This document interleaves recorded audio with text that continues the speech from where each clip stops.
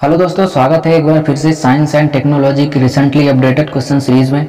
और क्वेश्चन को लगाने की कोशिश करना और कमेंट करके बताना कि आपके अटेम्प्ट किए गए कितने प्रश्न सही हुए। चलिए स्टार्ट करते हैं।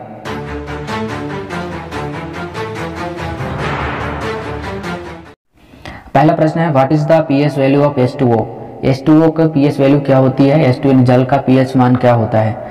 काफ़ी इजी क्वेश्चन है दोस्तों, आपको पता होगा। जल का पीएच वैल्यू होती है 7। दोस्तों पीएच वैल्यू क्या होता है?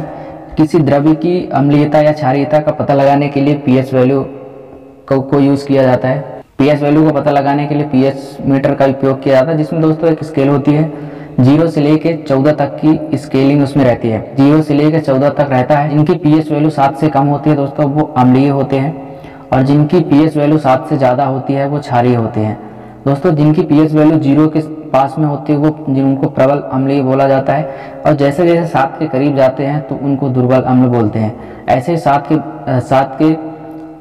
से आगे जैसे जैसे जाते हैं दोस्तों पहले दुर्बल क्षार होते हैं, और जैसे 14 के पास में पहुंचते हैं वो प्रबल क्षारीय हो जाते हैं। तो यहाँ पर 7 ना तो अम्लीय होता है ना तो क्षारीय होता है, इसलिए जल का जो पीएच मान होता है वो 7 होता है। यहाँ पर सही उत्तर हो जाएगा ऑप्शन 7। दोस्तों पीएच वैल्यू को मैथमेटिकल फॉर्मूले के रूप में लिखते हैं, इसको लिखते हैं माइनस लॉग H प्लस। ये पीएच वैल्यू को दोस्तों मैथमेटिकल फॉर्मूले के रूप में लिखा जाता है, जो आपको याद रखने लायक है, कहीं परीक्षा में पूछा भी जा सकता है। तो याद रखिएगा, पावर ऑफ हाइड्रोजन इसको बोला जाता है पीएच स्केल में, और जल का मान होता है 7। अगला प्रश्न है, which of the following gas is reduced in the reduction process. कौन सी गैस है अपचयन प्रक्रिया में अपचयित होती है? काफी इंपॉर्टेंट प्रश्न है दोस्तों। ऑप्शन दिया गया है ऑक्सीजन, हीलियम, कार्बन या हाइड्रोजन। कौन सी गैस है दोस्तों जो अपचयन प्रक्रिया में अपचयित हो जाती है? तो यहाँ पर सही उत्तर हो जाएगा दोस्तों option D, hydrogen. Hydrogen gas दोस्तों अपचयन प्रक्रिया में अपचयित हो जाती है, इसलिए इसका सही उत्तर हो जाएगा हाइड्रोजन। हाइड्रोजन के बारे में जानते हैं दोस्तों, हाइड्रोजन का जो सिंबल होता है उसको H से प्रदर्शित करते हैं, और इसकी जो परमाणु क्रमांक वो 1 होता है। और हाइड्रोजन के दोस्तों 3 समस्थानिक होते हैं, उसको आप कमेंट करके बताना कौन कौन से हैं। ऑक्सीजन के बारे में देखते हैं दोस्तों, ऑक्सीजन का जो फॉर्मूला होता है, संकेत होता है, उसको O से रिप्रेजेंट करते हैं। इसके बाद हीलियम है जो सबसे हल्की गैस होती है, जिसको गुब्बारों में भरा जाता है, He से प्रेजेंट करते हैं। कार्बन का फॉर्मूला होता है दोस्तों C। तो याद रखिएगा अपचयन प्रक्रिया में अपचयित होने वाली गैस है यहाँ पर ऑप्शन डी, हाइड्रोजन सही उत्तर हो जाएगा। Which of the following compound is mainly used in hand sanitizer। कौन सा यौगिक है जो हैंड सैनिटाइजर में उपयोग किया जाता है? काफ़ी इंपॉर्टेंट प्रश्न है दोस्तों। कोविड के टाइम पे हैंड सैनिटाइजर ज़्यादा यूज़ किया जाता था, उसमें कौन सा यौगिक मिलाया जाता है? तो इसके लिए सही उत्तर हो जाएगा दोस्तों ऑप्शन सी, एल्कोहल। जो हैंड सैनिटाइजर होता है उसमें दोस्तों एल्कोहल मिलाया जाता है, जो काफ़ी हद तक जर्म्स को मार देता है, यानी जो वायरस होते हैं उसको किल करने के लिए इंपॉर्टेंट होता है एल्कोहल, इसलिए हैंड सैनिटाइजर में एल्कोहल का यूज़ किया जाता है, जो कि यहाँ पर सही उत्तर हो जाएगा। What is the SI unit of frequency. आवृत्ति की एसआई यूनिट क्या है? काफ़ी इजी क्वेश्चन है दोस्तों, इसमें ऐसे क्वेश्चंस में आप फंस सकते हैं। ऑप्शन ए है डायोप्टर, ऑप्शन बी है सेकेंड, सी है हर्ट्ज या डी है मीटर। तो यहाँ पर फ्रीक्वेंसी की यूनिट पूछा है क्या होती है, तो दोस्तों यहाँ पर फ्रीक्वेंसी की यूनिट होती है हर्ट्ज। याद रखिएगा फ्रीक्वेंसी की यूनिट होती है हर्ट्ज। हर्ट्ज क्या होता है दोस्तों? फ्रीक्वेंसी होती है दोस्तों 1 सेकंड में लगाए गए रिवोल्यूशन की संख्या, यानी फ्रीक्वेंसी को हम लिखते हैं तो इसको लिखते हैं 1 अपॉन टाइम पीरियड, यानी 1 सेकंड में जितने चक्कर लगाती है कोई भी वस्तु या कोई भी अल्टरनेट क्वांटिटी, तो उसको हम फ्रीक्वेंसी बोलते हैं। यहाँ पर सही उत्तर हो जाएगा फ्रीक्वेंसी हर्ट्ज। हर्ट्ज फ्रीक्वेंसी की यूनिट होती है हर्ट्ज। डायोप्टर यहाँ पर किसकी यूनिट है दोस्तों? तो लेंस की क्षमता की जो यूनिट है डायोप्टर बोला जाता है। सेकंड होता है दोस्तों टाइम का, हर्ट्ज यहाँ पर फ्रीक्वेंसी का हो गया, और डिस्टेंस की यूनिट होती है दोस्तों metre. Acid turns blue litmus paper into which colour. अम्ल जो है नीले लिटमस पेपर को किस रंग में बदल देता है?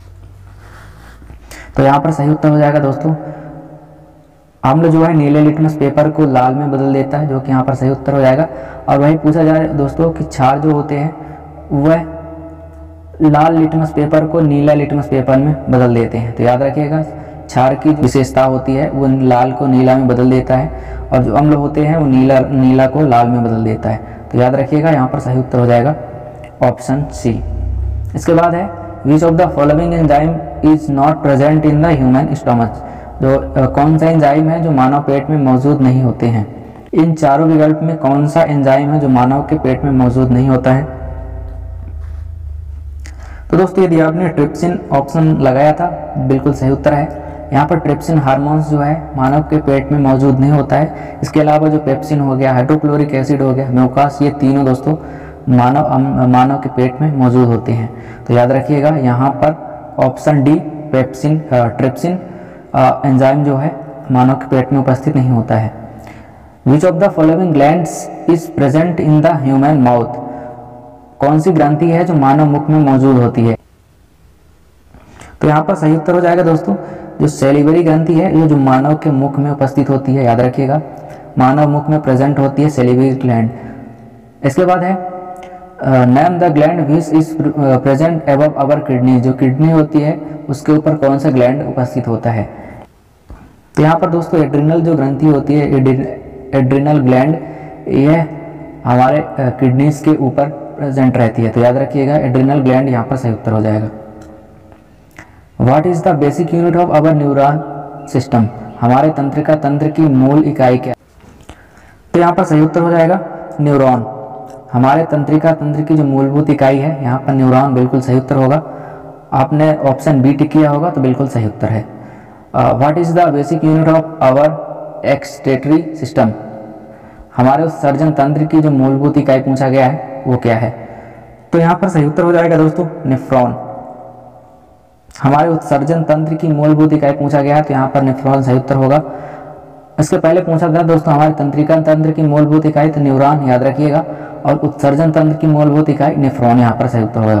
दोस्तों आपने चैनल को सब्सक्राइब नहीं किया है तो प्लीज़ सब्सक्राइब कर लीजिए और बेल आइकन को ऑन करके रखिए ताकि हमारी अगली वीडियो की भी अपडेट आपको पहुँचती रहे।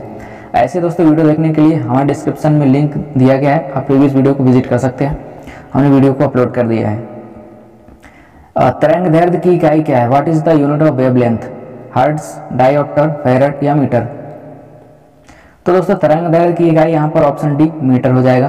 तरंग दैर्ध्य क्या होता है दोस्तों, हम देखते हैं रिप्रेजेंटेशन में कोई जो फ्रीक्वेंसी है वो ऐसे इस फॉर्म में चलती है।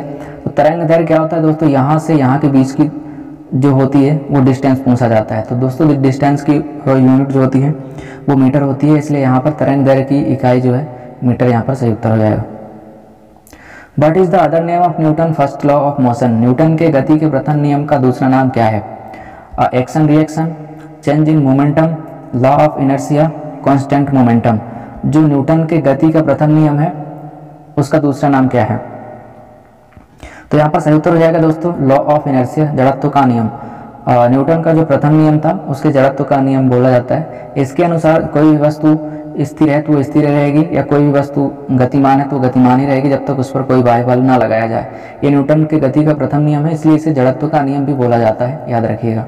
ये एक्शन रिएक्शन जो क्रिया प्रतिक्रिया है ये दोस्तों न्यूटन का तीसरा नियम है, और जो आवेग में परिवर्तन चेंज इन मोमेंटम है ये न्यूटन का दूसरा नियम है, याद रखिएगा। ये फर्स्ट लॉ, सेकेंड लॉ, ये थर्ड लॉ। तो दोस्तों आज की वीडियो बस यहीं तक है। वीडियो अच्छी लगी हो तो वीडियो को लाइक करिए और कमेंट करके बताना कि आपने अटेम्प्ट किया है प्रश्न तो कितने उत्तर आपके सही हुए। मिलते हैं अगली वीडियो में, तब तक के लिए जय हिंद, धन्यवाद।